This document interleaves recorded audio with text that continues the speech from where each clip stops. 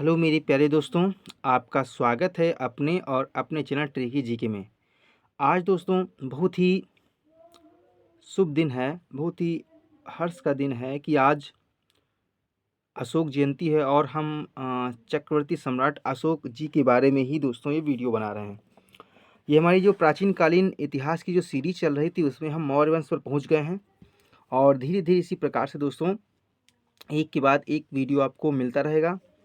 Video हो सकता है थोड़ा देर में आए, लेकिन वीडियो का दोस्तों कंटेंट ढूंढने में थोड़ा समय लगता है। तो दोस्तों आज देरी न करते हुए प्रारंभ करते हैं अशोक के बारे में। सबसे पहले देखते हैं अशोक महान का जीवन परिचय। तो जीवन परिचय में सबसे पहले देखेंगे अशोक के जो पिता थे दोस्तों, उनका नाम था बिंदुसार।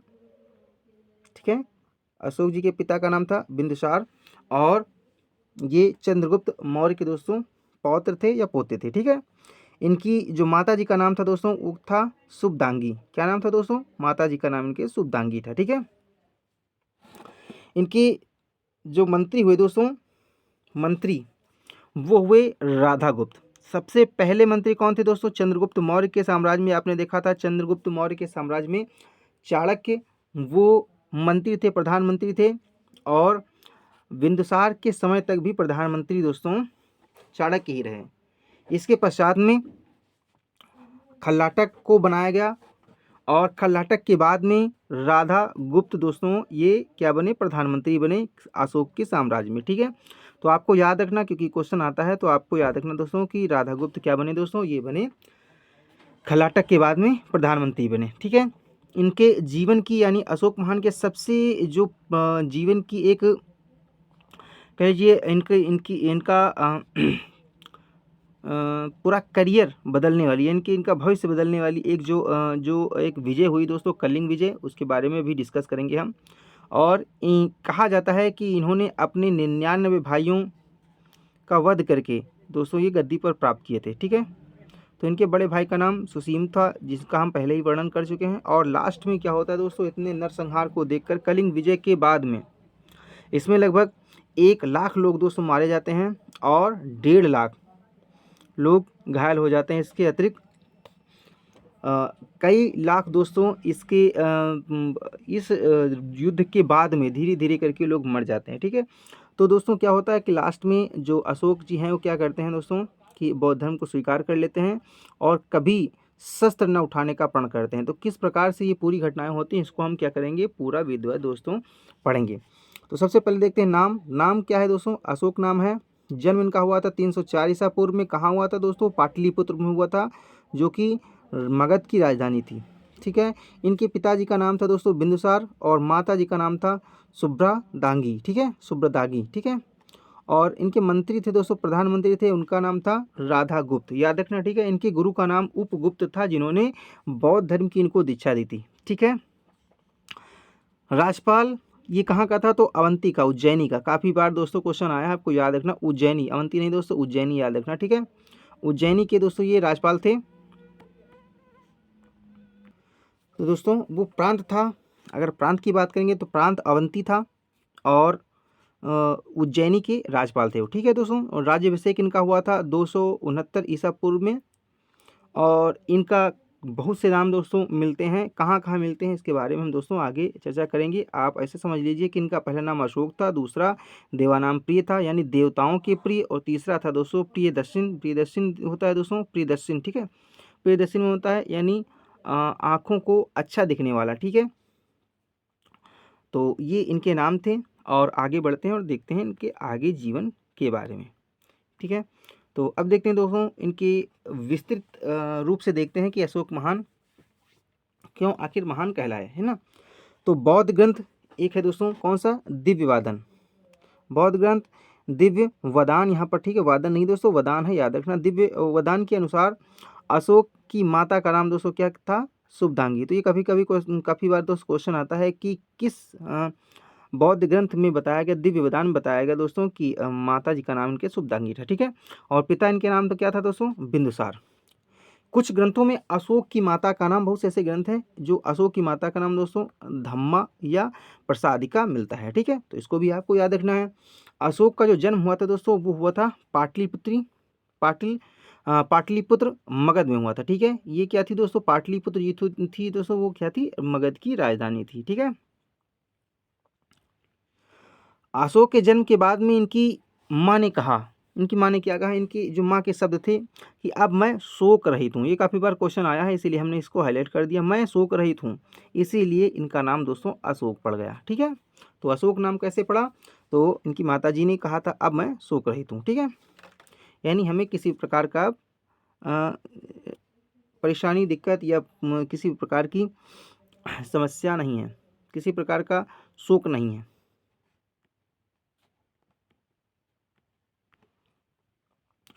अगर हम बात करेंगे कि अशोक का जो विवाह हुआ था तो विदिशा के जो श्रेष्ठी की पुत्री थी, ठीक है, महादेवी के साथ में इनका विवाह हुआ था। इसके अतिरिक्त बहुत से विवाह इनके हुए हैं, उसके बारे में हम देखेंगे दोस्तों। ठीक है, अशोक की और सी बहुत सी रानियां थी, जिनमें असंग मित्रा, पद्मावती, महादेवी, है ना दोस्तों, और तिस्रचिता, ये इनकी मेन पत्नियां, जो मुख्य पत्नियां हैं, उनमें इनका नाम आता है। ठीक है, अशोक की संतानों की बात करेंगे तो जिसमें मुख्य जो संतानें हैं दोस्तों, तो जालौर एक का नाम था, तीवर, महेंद्र, संघमित्रा, इनका आप नाम सुनेंगे इतिहास में। ठीक है, कुणाल, चारुमित्रा, ये प्रमुख थे। ठीक है दोस्तों, तो इनके बारे में अभी आप आगे इनके बारे में सुनेंगे, आपको देखने को मिलेगा।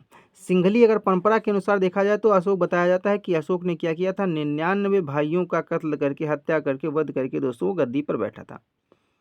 तो ये आपको याद रखना, काफ़ी क्वेश्चन आया हुआ ये कि किस परंपरा में लिखा हुआ, किस ग्रंथ में लिखा हुआ है कि 99 भाइयों का वध करके अशोक गद्दी पर बैठा। ठीक है, तो यही चीज़ याद रखना है। अशोक का जो राज्यभिषेक हुआ था दोस्तों 269 ईसा पूर्व में हुआ था, 269। ठीक है, 269 ये क्वेश्चन आता है, आपको याद रखना। ठीक है, तो 269 ईसा पूर्व में हुआ था, लेकिन इनको गद्दी प्राप्त होते होते दोस्तों 4 वर्ष लग गया, क्योंकि वहाँ पर 4 वर्ष में क्या किया, 4 वर्ष में आंतरिक जो संघर्ष चल रहा था, उस संघर्ष में को दबाने के लिए इनको 4 वर्ष लग गए, और 4 वर्षों के बाद में 273 ईसा पूर्व, याद रखना। ठीक है, 273 ईसा पूर्व ये गद्दी पर बैठे, यानी 4 वर्ष का जो अंतराल था, इसमें हो सकता है उत्तराधिकार का युद्ध चल रहा हो, जिसमें काफ़ी अशोक ने अपने कुछ भाइयों का वध भी किया हो, इसीलिए इसमें बताया गया कि अपने 99 भाइयों का वध करके गद्दी को प्राप्त किया। ठीक है, तो ये चीज़ आपको याद रखना है कि इनका जो राज्यभिषेक हुआ था वो 269 ईसा पूर्व में हुआ था, और 4 वर्ष के पश्चात में यानी 273 ईस्वी में, ये ईसा पूर्व में दोस्तों ये गद्दी पर बैठे। इन 4 वर्षों में वह सत्ता प्राप्ति के लिए आंतरिक संघर्ष में बुरी तरह से जूझते रहे, और इसके पश्चात में दोस्तों, लेकिन कहीं कहीं पर यह भी उल्लेख मिलता है कि इन्होंने अपने 5वें जो शिलालेख बाद में बनवाए, अभी उसका वर्णन करेंगे दोस्तों। जो 14 मुख्य जो बृहद शिलालेख हैं उनका वर्णन करेंगे। तो अशोक ने जो 14 शिलालेख बनवाए, उसमें से जो 5वां शिलालेख है उसमें अपने जीवित भाइयों का भी वर्णन किया है। तो इस चीज़ से पता लगता है कि ये दोस्तों ये क्या थी, अनुश्रुतियाँ ही हैं केवल कि अशोक 99 भाइयों का कत्ल करके गद्दी पर बैठा। तो आगे बढ़ते हैं और देखते हैं। हाँ, महत्वपूर्ण घटना, यहाँ से काफ़ी क्वेश्चन आते हैं, तो देखेंगे। क्वेश्चन आता है एग्जाम में कि 7वें वर्ष, 9वें वर्ष, 10वें वर्ष, 11वें, 12वें, 13वें, इस प्रकार से वर्षों को पूछा जाता है, और पूछा जाता है इस वर्ष अशोक ने क्या काम किया। ठीक है, अशोक महान ने इन वर्षों में, अपने जीवन के इन वर्षों में या राज्याभिषेक के इतने वर्ष के पश्चात में कौन सा काम किया, तो उसको हमने क्या किया, सीरियल वाइज लिख दिया है। ठीक है, ये दोस्तों ऐसा कंटेंट हमने आपके लिए तैयार किया है जहां से क्वेश्चन अधिकतर पूछे जाते हैं, और सारे जो क्वेश्चन इंपॉर्टेंट हैं वही हम इसमें समावेश किए हैं। और अगर आप ये ध्यान से दोस्तों 2 बार वीडियो देखेंगे तो आपको ये सारी घटनाएं याद हो जाएंगी। तो इनको याद रखना, क्योंकि ये क्वेश्चन बार बार एग्जाम में आते हैं, और अब आपको बिल्कुल गलत नहीं करना है। आप पूरे दोस्तों यूट्यूब सेशन पर देख लेंगे, आपको ऐसा PDF यानी ऐसा जो कंटेंट है नहीं मिलेगा जिसमें सारे क्वेश्चनों को हमने समावेश किया है। हो सकता है थोड़ी सी लंबी हो जाए वीडियो, लेकिन आपके काम की वीडियो है, आपको कोई दूसरा वीडियो देखने की ज़रूरत नहीं है। आप अगर इस पूरे वीडियो को देखते हैं तो आपके सारे फैक्ट क्लियर हो जाएंगे, और इसके पश्चात में हम अशोक महान के साम्राज्य के बारे में बताएंगे, शासन प्रशासन की व्यवस्था के बारे में नेक्स्ट वीडियो में हम डिस्कस करेंगे, क्योंकि वहाँ से भी क्वेश्चन आते हैं। और उसके पश्चात में हम एक वीडियो बनाएंगे जिसमें MCQ टाइप क्वेश्चन जो बार बार आपके एग्जाम में आते हैं उनको हम दोस्तों शामिल करेंगे, जो कि हमारे जो सीरीज चल रही है उसका क्रम है कि लास्ट में MCQ टाइप क्वेश्चन कराए जाते हैं, जो कि आपके एग्जाम के लिए बहुत इंपॉर्टेंट है। ठीक है, तो पढ़ते हैं। और 7वें वर्ष में, यानी जब राज्याभिषेक हुआ अशोक का, उसके 7वें वर्ष में 263 ईसा पूर्व, ठीक है, 263 ईसा पूर्व में जो अशोक जी थे उन्होंने कश्मीर व खेतान की विजय की। ठीक है, और वहाँ पर कश्मीर में क्या किया, श्रीनगर की स्थापना की। तो ये भी क्वेश्चन काफ़ी बार आता है कि श्रीनगर की स्थापना किसने की, किसको श्रेय जाता है, तो दोस्तों जाता है अशोक महान को। ठीक है, याद रखना। ये चीज़ कहाँ देखने को मिली, ये चीज़ देखने को मिली, कल्हड़ ने एक किताब लिखी दोस्तों, राजतरंगिणी। ये भी क्वेश्चन आता है काफ़ी बार, आपको याद रखना है। कल्हड़ की कौन सी किताब है, राजतरंगिणी। ठीक है, इसमें ये चीज़ बताई गई है।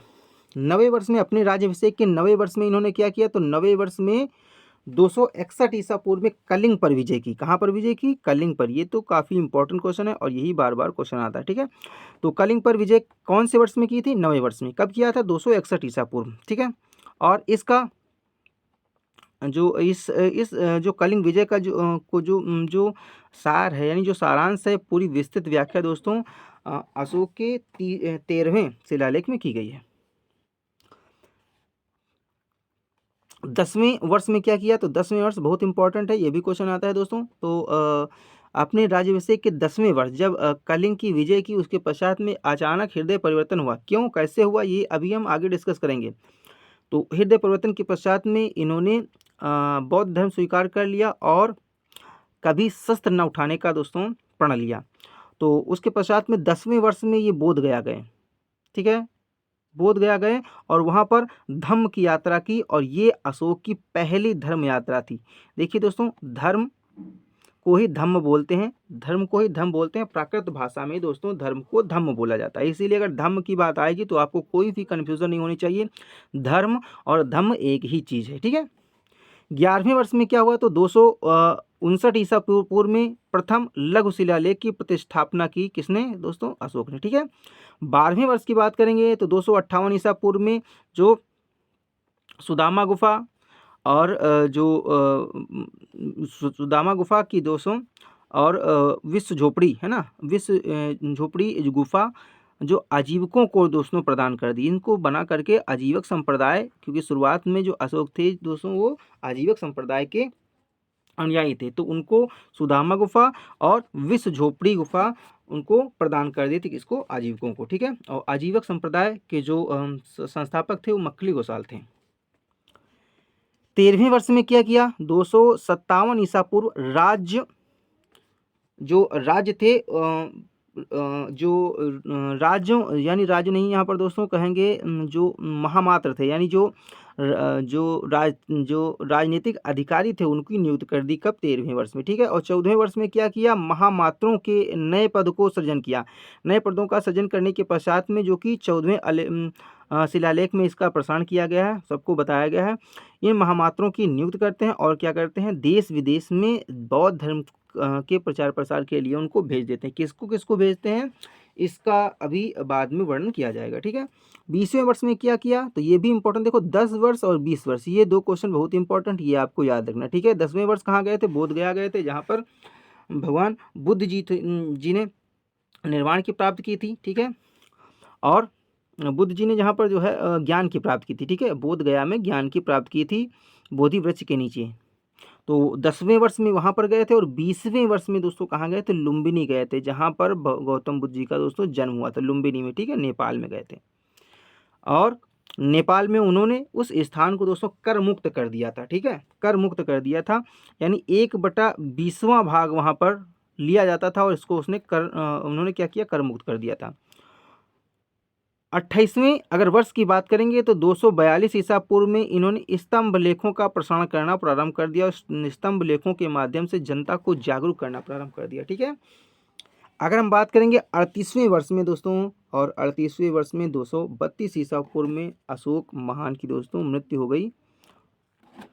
तो ये पूरी घटनाएं महत्वपूर्ण घटना है, इनको आपको क्या करना दोस्तों, याद रखना बहुत ही इंपॉर्टेंट है। ठीक है, आप इसका स्क्रीनशॉट ले सकते हैं और इसको आप याद रखिए या इस वीडियो को 2 बार देख सकते हैं। ठीक है, आगे बढ़ते हैं और देखते हैं इसके आगे की कहानी। तो यहाँ पर देखेंगे दोस्तों, अधिकतर क्वेश्चन आता है कि अशोक कौन से किस अभिलेख से पता चलता है कि इनका नाम अशोक है, या अशोक मौर्य है, या देवानाम प्रिय है, या अशोक राजा है, प्रियदर्शी है, या अशोक वर्धन है, कहाँ कहाँ से पता चलता है। ठीक है, तो इसको थोड़ा हम फिगर के माध्यम से बताने की कोशिश कर रहे हैं, जिससे कि आपको याद रहे कि यहाँ पर क्या करना है, आपको याद क्या करना, कैसे याद करना दोस्तों, तो याद करना केवल 5 चीज़ें। ठीक है, 5 चीज़ें आपको याद रखनी है। एक तो मास्की, ठीक है, लघु शिलालेख, रुद्रदामन का जूनागढ़ अभिलेख, गुर्जरा का लघु शिलालेख, ठीक है, भाब्रू, है ना, कंधार, दीपवंश और महावंश जो बौद्ध जो ग्रंथ हैं उनके बारे में, और पुराण के बारे में। ठीक है, सबसे पहले मास्की या लघु शिलालेख की बात करेंगे तो यहाँ पर दोस्तों अशोक का नाम अशोक मिलता है। ठीक है, यहीं से पता चलता है कि जो अशोक का नाम है दोस्तों वो अशोक है। ठीक है, फिर उसके पश्चात में दूसरे में रुद्रदामन का जो जूनागढ़ अभिलेख है उसमें बताया गया कि अशोक का नाम दोस्तों मौर्य भी बताया गया, अशोक मौर्य, जिससे कि अशोक साम्राज्य को अशोक के साम्राज्य को मौर्य साम्राज्य से जोड़ा गया। ठीक है, तो याद रखना।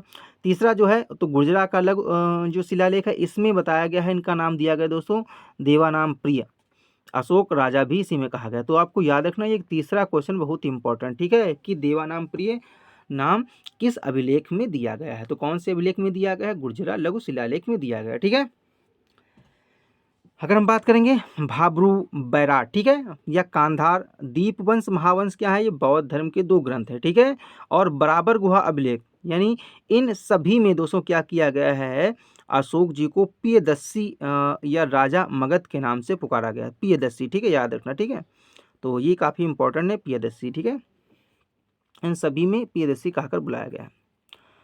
और पुराणों की बात की जाए तो पुराण में अशोक वर्धन के नाम से अशोक को पुकारा गया है। क्या नाम दिया गया दोस्तों, अशोक वर्धन। ठीक है, तो 2 क्वेश्चन इसमें बहुत इंपॉर्टेंट है, एक तो तीसरा, चौथा। ठीक है, गुर्जरा लघु शिलालेख में क्या कहते हैं, देवानाम प्रिय, और भाब्रू अभिलेख में क्या कहते हैं, प्रियदर्शी कहते हैं। ठीक है, देवानाम प्रिय का मतलब होता है देवताओं के प्रिय। ठीक है, इसको इसका उच्चारण क्या होता है दोस्तों, देवताओं का प्रिय। प्रियदर्शी क्या होता है, यानी नयनों को अच्छा दिखने वाला।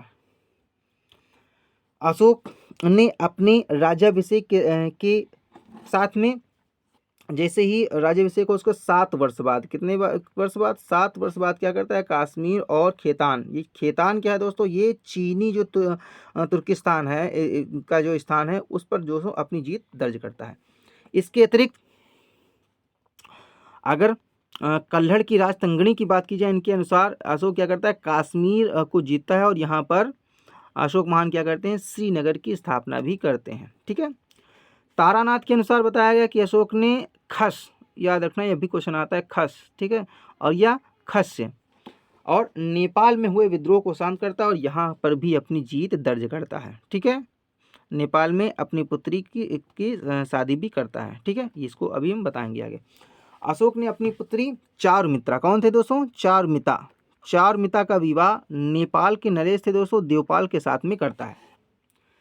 चारुमिता ने क्या किया दोस्तों, ये नेपाल में ही एक नगर की स्थापना करते हैं, इसका नाम देवपत्तन नगर बसाया, उसका श्रेय किसे जाता है दोस्तों, वो जाता है अशोक। ठीक है, तो ये भी क्वेश्चन इंपॉर्टेंट है, याद रखना आपको कि देवपत्तन नगर किसने बसाया, अशोक ने। ठीक है, तो ये चीज़ समझ में आ गई होगी। आपको क्या करना है, इसका स्क्रीनशॉट ले सकते हो और इसे आप याद रख सकते हो। आगे बढ़ और आप देखते हैं हम कलिंग का रण संग्राम, जिसमें मौर्य सम्राट अशोक और कलिंग के राजा नंदराज के बीच भीषण संग्राम होता है, जिसमें अशोक विजयी होते हैं, और उसकी कहानी देखते हैं आगे हम, और देखते हैं दोस्तों।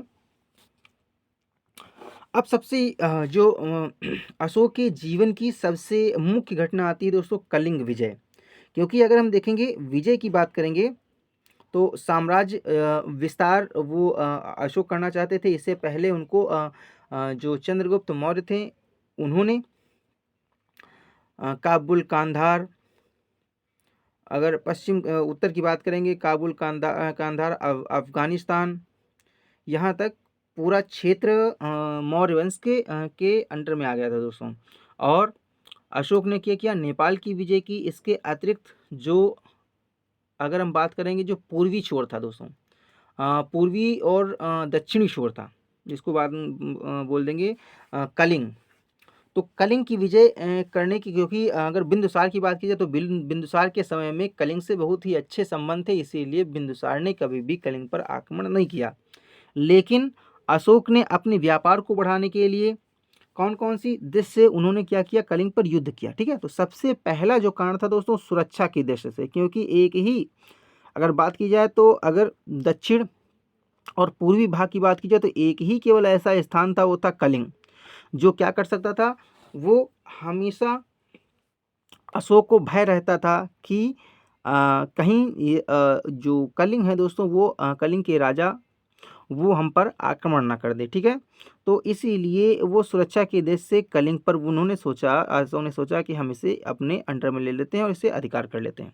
ठीक है, दूसरा कारण था दोस्तों व्यापार की दृष्टि से, क्योंकि वहाँ पर जो व्यापारिक दृष्टि थी, वहाँ पर बहुत ही जो कलिंग था बहुत ही सक्षम राज्य था उस समय, क्योंकि उसके पास में बंगाल की खाड़ी, सुंदरबन डेल्टा और जो बहुत ही उपजाऊ भूमि थी वहाँ पर।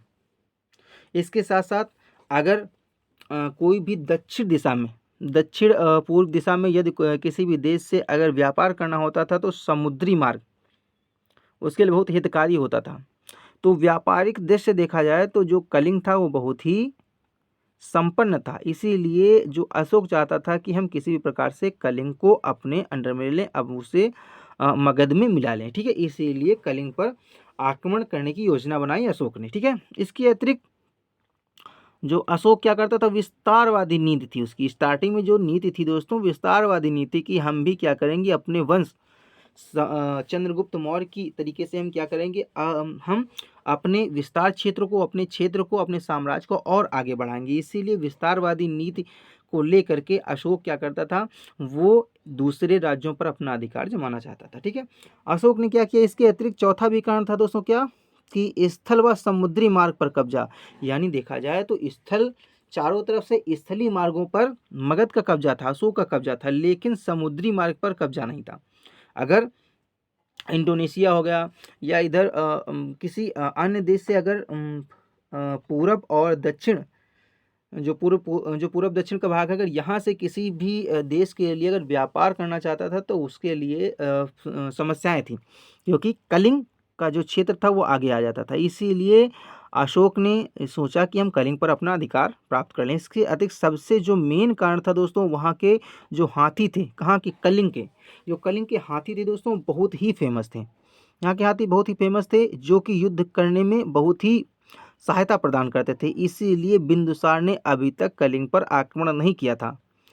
तो इन चीज़ों को देखते हुए, इन हाथियों को प्राप्त करने के लिए, उच्च क्वालिटी के हाथियों को प्राप्त करने के लिए भी अशोक ने क्या किया, आक्रमण किया, किस पर, कलिंग पर। और देखते हैं आगे क्या होता है। कलिंग विजय, अशोक ने जो अशोक का राज्याभिषेक हुआ उसके 9 वर्ष बाद, कितने वर्ष, 9 वर्ष में महानदी और गोदावरी नदी के बीच के क्षेत्र में स्थित एक राज्य था जिसका नाम था दोस्तों कलिंग। और यहाँ के जो राजा थे दोस्तों वो थे नंदराज। ठीक है, कलिंग पर उन्होंने आक्रमण कर दिया। उस समय कलिंग का जो शासक था दोस्तों नंदराज था। ये कहाँ पर पता चलता है, ये हाथी गुहा अभिलेख में हमें पता चलता है। ठीक है, तो इसे याद रखना कि जो कलिंग का शासक था वो कौन था, नंदराज।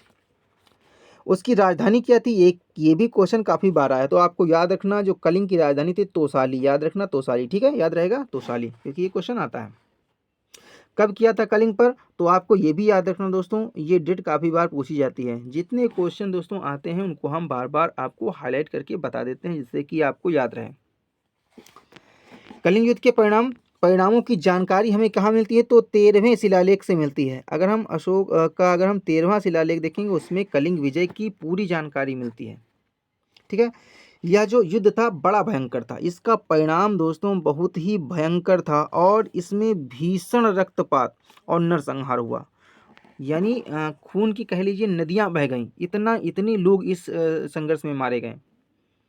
बहुत ही भयानक इसका परिणाम निकला। अंततः क्या हुआ, अशोक जब युद्ध खत्म होता है और कलिंग को जब जीत लेता है, उसके पश्चात में जब वह रण क्षेत्र में जाता है और जब वो कलिंग राज्य में जाता है तो चारों तरफ उसे चारों तरफ चिल्लाने की आवाज़, बहुत ही घोर स्वर सुनाई देता है, जिससे वहाँ की प्रजा अशोक को ताने दे रही थी। अशोक अशोक को बहुत ही अपशब्द बोल रही थी, जिसके कारण क्या हुआ, जो अशोक का हृदय परिवर्तन हो जाता है। ठीक है, अभी आगे पढ़ेंगे इसके बारे में। सबसे पहले देख लेते हैं युद्ध में कितने व्यक्ति मारे गए। तो युद्ध में लगभग देखा जाए तो दोस्तों उस समय के 1 लाख व्यक्ति मारे गए थे। आप समझ सकते हैं दोस्तों कि आज इतनी जनसंख्या ज़्यादा है, लेकिन उस समय में जनसंख्या इतनी ज़्यादा नहीं थी। उस समय 1 लाख लोग दोस्तों मारे गए थे और 1 लाख 1.5 लाख व्यक्ति, ठीक है, 1.5 लाख व्यक्तियों को बंदी बना लिया गया था तथा कई लाख, बहुत मतलब कई लाख व्यक्ति जो हैं दोस्तों वो युद्ध के कारण घायल हो गए थे, बीमार पड़ गए थे, या भूखमरी के कारण या अन्य तरीके से धीरे धीरे अकाल की दोस्तों अकाल आ गई।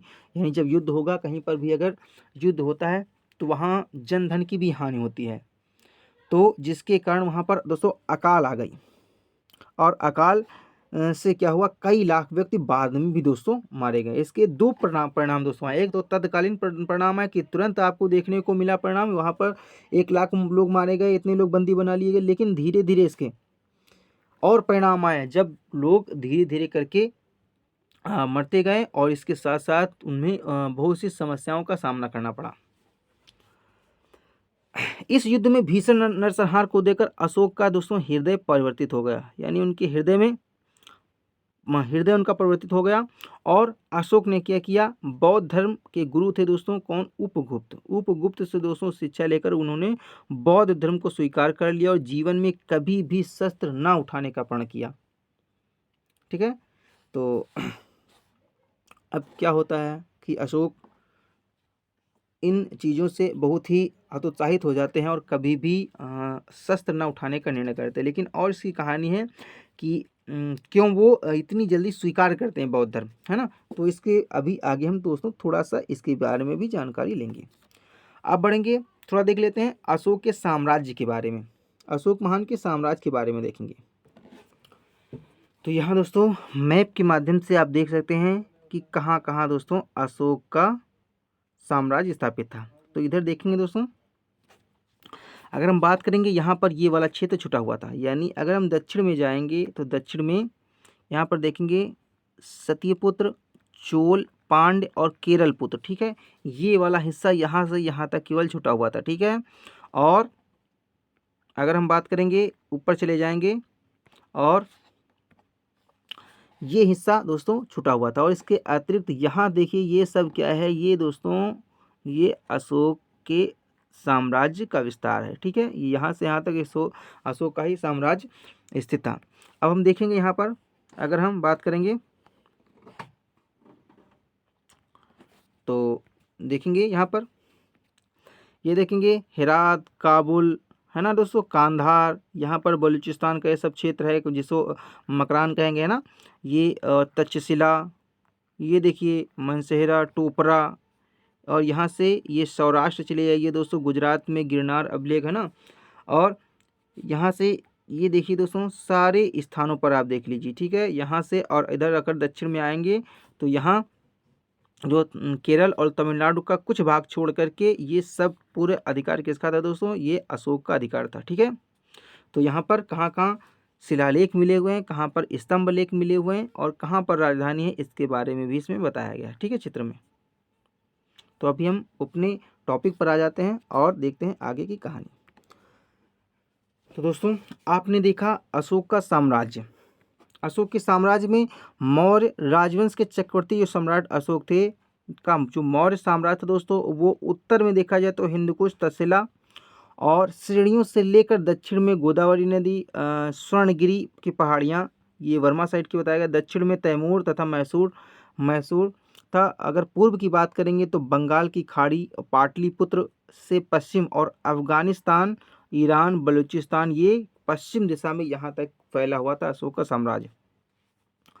अब हम थोड़ा सा पढ़ लेते हैं दोस्तों अशोक के धम्म के बारे में, धर्मांतरण के बारे में पढ़ लेते हैं, क्योंकि यहाँ से क्वेश्चन आते हैं। अशोक अपने पूर्वजों की भांति दोस्तों, ये जो भारतीय ब्राह्मण का अनुयायी था, ठीक है, जो ब्राह्मण धर्म था इसका पालन करता था।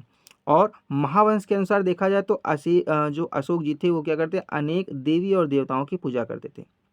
कल्हड़ की राजतरंगिणी के अनुसार बताया गया कि अशोक के जो इष्ट देव थे दोस्तों वो कौन थे, शिव थे। तो यहाँ से क्वेश्चन आया हुआ है कि कल्हड़ की जो राजतरंगिणी पुस्तक है इसके अनुसार जो अशोक के इष्ट देव कौन है, तो आपको याद रखना दोस्तों शिव, ठीक है। इनको बौद्ध धर्म से शिक्षा कहाँ से मिली, कैसे इन्होंने बौद्ध धर्म को स्वीकार किया, वो चीज़ देखिए। तो इनके बड़े भाई कौन थे दोस्तों, वो थे सुसीम। सुसीम का दोस्तों एक 7 वर्षीय पुत्र था जिसका नाम था निग्रोध। तो ये दोस्तों चुपके से ये अपनी खिड़की से क्या करता था, ये क्या करता था दोस्तों, ये बौद्ध भिक्षुओं के साथ में जाया करता था भिक्षा मांगने के लिए, और उन्हीं के साथ में ये अध्ययन भी करता था। और एक बार जब कलिंग युद्ध के पश्चात में ये क्या करता है, इसके प्रवचन को सुनते हैं अशोक। जब इनके प्रवचन को सुनते हैं तो बहुत ही प्रभावित होते हैं, और यही क्या करता है अपने गुरु, यानी बाद में क्या हुआ, गुरु से मिलवाता है, किसे, उपगुप्त से यही मिलवाता है, ठीक है। ये जो निग्रोध है वो क्या करता है, ये उपगुप्त से मिलवाता है किसको, अशोक को। और अशोक के द्वारा ये बौद्ध धर्म से प्रभावित होकर वो क्या करते हैं, बौद्ध धर्म की दोस्तों दीक्षा ले लेते हैं और बौद्ध धर्म को स्वीकार कर लेते हैं। इसके अतिरिक्त इनके शासनकाल में तृतीय बौद्ध संगीति का भी आयोजन होता है। इसके अध्यक्ष मोगलीपुत्र तिस होते हैं और इनसे भी बहुत प्रभावित होते हैं कौन, अशोक जी। तो ये भी क्वेश्चन याद रखना है, क्योंकि ये क्वेश्चन आता है कि जो तृतीय बौद्ध संगीति है इसके अध्यक्ष कौन है, तो मोगलीपुत्र तिस हैं। इन्हीं ये क्या है, ये बौद्ध भिक्षु हैं और यही अध्यक्ष बनाए गए थे तीसरी बौद्ध संगीति का। तो आगे बढ़ते हैं और देखते हैं दोस्तों, यहाँ से देखते हैं क्वेश्चन काफ़ी आता है दोस्तों कि धर्म यात्राओं का प्रारंभ, यानी कहने का आशय है जब बौद्ध धर्म इन्होंने स्वीकार कर लिया तो स्वीकार करने के पश्चात में इन्होंने अच्छे कार्य करना प्रारंभ कर दिया, जनता को अपने शिलालेखों के माध्यम से जागरूक करना प्रारंभ कर दिया। इसके साथ साथ वे जनता के हित में काम करने लगे, ठीक है।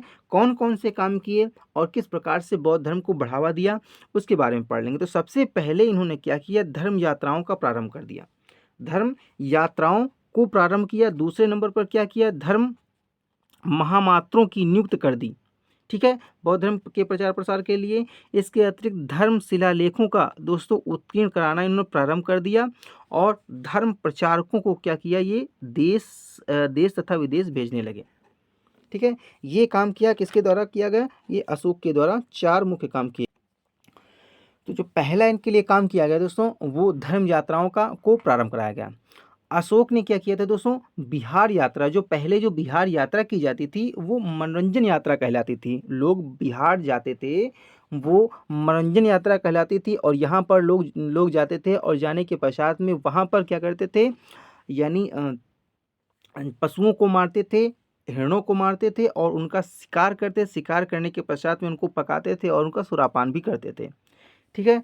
परंतु कलिंग युद्ध के बाद में अशोक ने क्या किया, धर्म यात्राओं को प्रारंभ कर दिया, यानी वो जो बिहार यात्रा थी उसका नाम बदल करके दोस्तों धर्म यात्रा कर दी, और बोध गया एक प्रसिद्ध स्थान बता दिया, वहीं पर धर्म यात्राओं को कराया और वहाँ की कर व्यवस्था को हटा दिया, और जो वहाँ जाने वाले शरणार्थी थे, जो जाने वाले लोग थे उनको फ्री व्यवस्थाएं करा दी, और वहाँ पर अच्छी सभी प्रकार की सुविधाएं लोगों को दी जाने लगी। तो पहला काम किया इन्होंने, धर्म यात्राओं को प्रारंभ कर दिया, ठीक है। दूसरा काम क्या किया, धर्म महामात्रों की नियुक्त कर दी। ये क्या करते थे, ये धर्म को बढ़ावा देने के लिए अधिकारियों की नियुक्त कर दी, ऑफिसरों की नियुक्त कर दी, जैसे कि धर्म को देखा जाए कि धर्म मतलब कौन से स्थान पर बौद्ध धर्म को बढ़ावा देने के लिए किस स्थान पर पैसों की ज़रूरत है, किस स्थान पर कौन सी चीज़ की ज़रूरत है, उन सभी चीज़ों की गिनती रखने के लिए, उन सभी चीज़ों को सुचारू ढंग से चलाने के लिए धर्म महामात्रों की नियुक्त कर दी अशोक जी ने, ठीक है। तीसरा काम क्या किया, अब इन उन्होंने जो बौद्ध धर्म बनाया इनको लोगों तक कैसे पहुंचाया जाए, लोग कैसे जागरूक हों, इसके बारे में कैसे जानें, इसके लिए उन्होंने क्या किया कि शिलालेखों को यानी जो धर्म लेख उत्कीर्ण कराना प्रारंभ कर दिया। यानी खंभों को या शिलालेखों को क्या करते थे, उत्कीर्ण करवाते थे और उनको जगह जगह लगवाते थे, जिससे कि लोग धर्म के बारे में जागरूक हों और अच्छे काम को करें, लोगों की सहायता करें। इन चीज़ों को बढ़ावा देने के लिए क्या किया, धर्म लेखों को उत्कीर्ण कराना दोस्तों प्रारंभ कर दिया अशोक ने। ठीक है, चौथा काम क्या किया, तो जब तृतीय बौद्ध संगीति का आयोजन किया गया, मुगलीपुत्र जिसके क्या थे दोस्तों, अध्यक्ष थे। इस जो बौद्ध संगीति का मुख्य जो उद्देश्य था वह अपने धर्म प्रचारकों को देश के अंदर तथा देश के बाहर क्षेत्रों में भेजना, जिससे कि वहां तक बौद्ध धर्म का प्रचार प्रसार हो सके। अशोक ने किन किन लोगों को कहाँ कहाँ भेजा, इसके बारे में अभी आगे दोस्तों चर्चा होगी। तो ये 4 मेन उद्देश्य रहे धर्म का प्रचार करने के लिए अशोक के। कौन से किस किस को कौन कौन से देश भेजा, इसके बारे में हम यहाँ पर पढ़ लेंगे दोस्तों। तो यहाँ पर देखेंगे, एक तरफ हम लिख दिए दोस्तों धर्म, यहाँ धर्म मत समझना दोस्तों, धर्म हो गया, धर्म प्रचारक का नाम यहाँ पर लिखा हुआ, यहाँ पर गंतव्य देश या विदेश कहाँ कहाँ वो गए। ठीक है, तो यहाँ से क्वेश्चन आते हैं, हमको याद रखना। ठीक है, तो पहले व्यक्ति थे दोस्तों मंजिन, ये कहाँ गए थे दोस्तों, ठीक है, मंजिन थे, ये कहाँ गए थे, ये हिमालय प्रदेश गए थे, कश्मीर गए थे, और वो दोस्तों कांधार गए थे। इसके बाद दूसरे जो व्यक्ति थे दोस्तों धर्मरक्षित, ये कहाँ गए थे, पश्चिमी भारत गए थे, उत्तर कन्नड़ गए थे और यवन देश गए थे। कौन, धर्मरक्षित। महादेव एक व्यक्ति थे, ये कहाँ गए थे, नर्मदा के दक्षिणी तटीय प्रदेश में गए थे, जिसे हम कहते तब कहा जाता था महर्षि मंडल। यहाँ की यात्रा महादेव ने की और वहाँ पर जो बौद्ध धर्म का प्रचार प्रसार किया। इसके अतिरिक्त जो महाधर्म रचित थे वो महाराष्ट्र को भेजे गए, और महेंद्र और संघमित्रा ये कौन थे, ये अशोक के पुत्र और पुत्री थी। उनके अशोक के पुत्र का नाम दोस्तों क्या था, महेंद्र था, और पुत्री का नाम था संघमित्रा। ये दोनों लोग कहाँ गए थे, ये श्रीलंका प्रचार प्रसार करने के लिए गए थे बौद्ध धर्म, जो कि बहुत इंपॉर्टेंट है और बार बार क्वेश्चन आता है। ठीक है, तो आपको याद रखना ये इंपॉर्टेंट है, ये भी याद रखना दोस्तों। सोन व उत्तरा ये 2 व्यक्ति थे, ये कहाँ गए थे, तो ये स्वर्ण भूमि गए थे। उस समय स्वर्ण भूमि किसको बोला जाता है, वर्मा को बोला जाता है, और वर्मा को गए थे कौन, ये गए थे सोन व उत्तरा। ठीक है, तो ये गंतव्य देश है, यहाँ से क्वेश्चन आता है, आपको क्या करना है, स्क्रीनशॉट ले लेना। आगे बढ़ते हैं और देखते हैं आगे क्या है। तो ये दोस्तों बहुत ही इम्पोर्टेंट टॉपिक है यहाँ पर, जहाँ पर हमने बताया है और फिगर के माध्यम से बताने की कोशिश की है कि जो 14 शिलालेख हैं उनमें क्या क्या बताया गया, क्योंकि यहाँ से काफ़ी बार क्वेश्चन आता है। हमने शॉर्ट में बताने की एक प्रयास किया है, जिससे कि आपको याद हो जाए। तो जो पहला दूसरा जो स्तंभ लेख है, बृहत शिलालेख है, पहला दूसरा तीसरा चौथा पांचवा, इनमें क्या क्या बताया गया, इसको हम शॉर्ट में लिख दिए और इसके बारे में दोस्तों शॉर्ट में हम बताएंगे। ठीक है,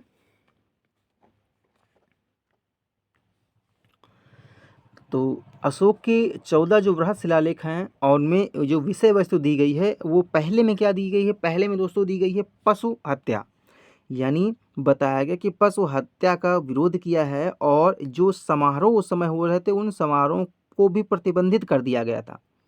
तो पहले शिलालेख में क्या प्रतिबंधित किया गया था, इसके बारे में बताया गया है।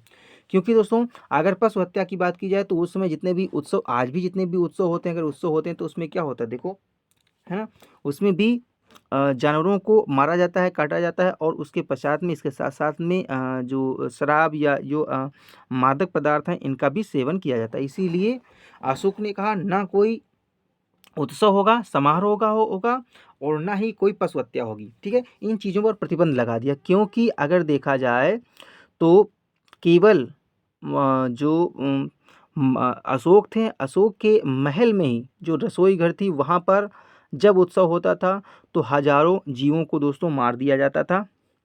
और इस चीज़ को देखते हुए